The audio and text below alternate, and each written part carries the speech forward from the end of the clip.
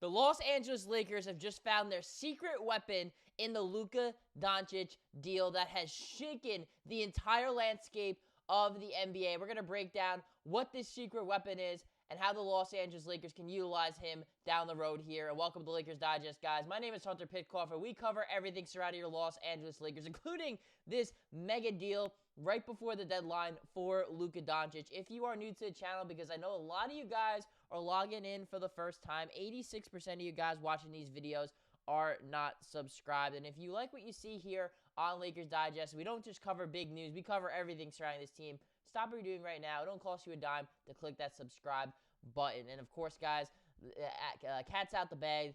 Elephants in the room here. The Dallas Mavericks are trading Luka Doncic, Maxi Kleber, and Markieff Morris to the LA Lakers for Anthony Davis, Max Christie, and a 2029 first-round pick. And this happened on Sunday morning. And, of course, the Utah Jazz getting a couple second-round picks and Jalen Hood-Schifino from the LA Lakers here. However, guys, one guy to keep in mind here in this deal who I actually think could end up being a pretty good player for the LA Lakers is actually Maxi Kleber, because this is a guy who is very familiar with what JJ Redick wants to run because, well, he played with JJ Redick back when JJ finished off his career with the Dallas Mavericks. Luka Doncic is super familiar with him, their former teammates. Dorian Finney-Smith, who the Lakers traded for back last month or so. This is now the third player on the LA Lakers who JJ Redick has played with and has ties with the Dallas Mavericks organization. Sometimes,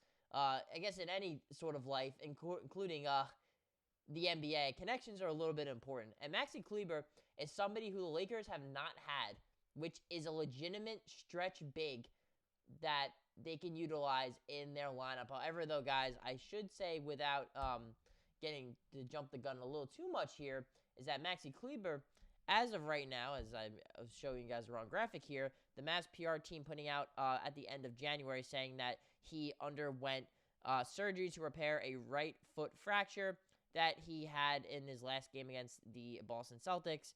And then they'll keep us updated about in terms of where he's at. So still TBD in terms of if and when Max Christie will even be back, or Max Kleber, not Max Christie. Salute Max.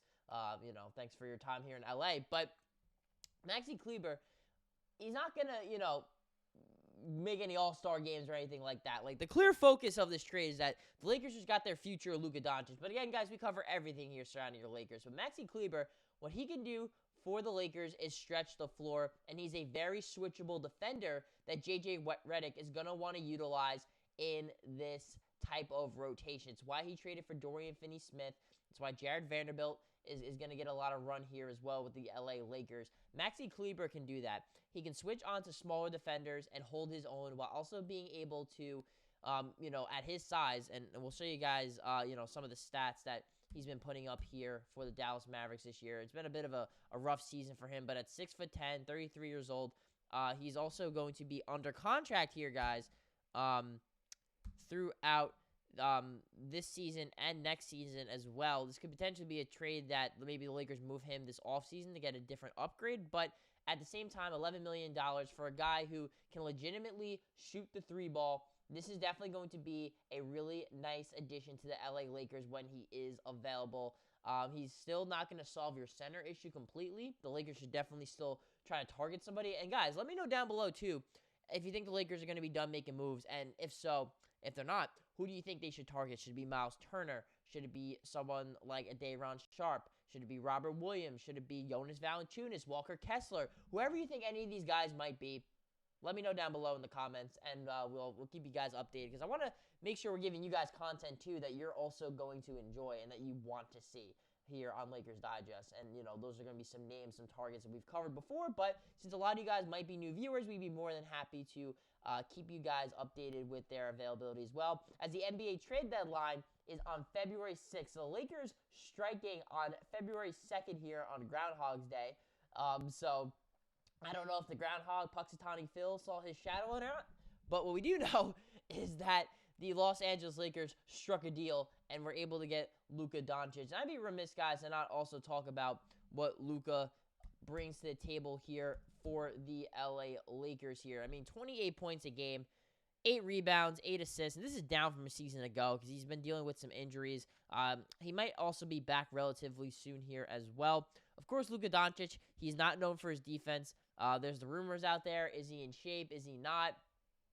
What we do know, guys, is regardless of that, Luka Doncic is a top 3 player in the NBA. For me, it's Nikola Jokic, it's Giannis, and it's Luka. Those are your top 3 guys, and maybe if he wins an MVP or a championship, Shai Gilgeous-Alexander might enter that conversation as well. And maybe eventually Wembanyama because the dude is unstoppable. But the way I kind of saw the trade market prior to this, outside of Wemby, I'm not sure there's a single player who had a higher trade value than Luka Doncic. And again, guys, what the LA Lakers were able to get for Luka is insane. I mean, Anthony Davis, Max Christie, and a first-round pick. This is not something to sniff your nose at. This is not something that is nothing. I mean, Anthony Davis won a championship with the Lakers. He's going to be in the Hall of Fame. This is not like you're losing nothing for him. He's 31 years old, right in the prime of his career, was having a great season with the Lakers. Defensively, he's one of the best defensive players in the NBA, one of the best defensive players of this generation. But to get Luka Doncic, who's 25, he's going to be 26 this month, is insane. I cannot stress the fact, guys. I was at the game last night, the Lakers-Knicks game. I know I cover Lakers Digest. I grew up a Lakers fan. I am from New York, though. I'm taking the train back from the Garden, from Penn Station. I'm in the car driving home from the train station, and my friend calls me and goes, "You won't believe what's happening right now." And I'm like, "What do you mean?" They go, "You might want to pull over." I'm like, "What do you mean pull over? What do you mean pull over? Like, what's going on?" They're like, "Luka's a Laker." I'm like, "Stop. Did Shams tweet this out?" They go, "Yep, Shams got it out." And I'm just like, well, we're going to be in a whirlwind here on Lakers Digest because we got a lot to talk about. And all of you guys talk about these hypothetical trades that we be putting out.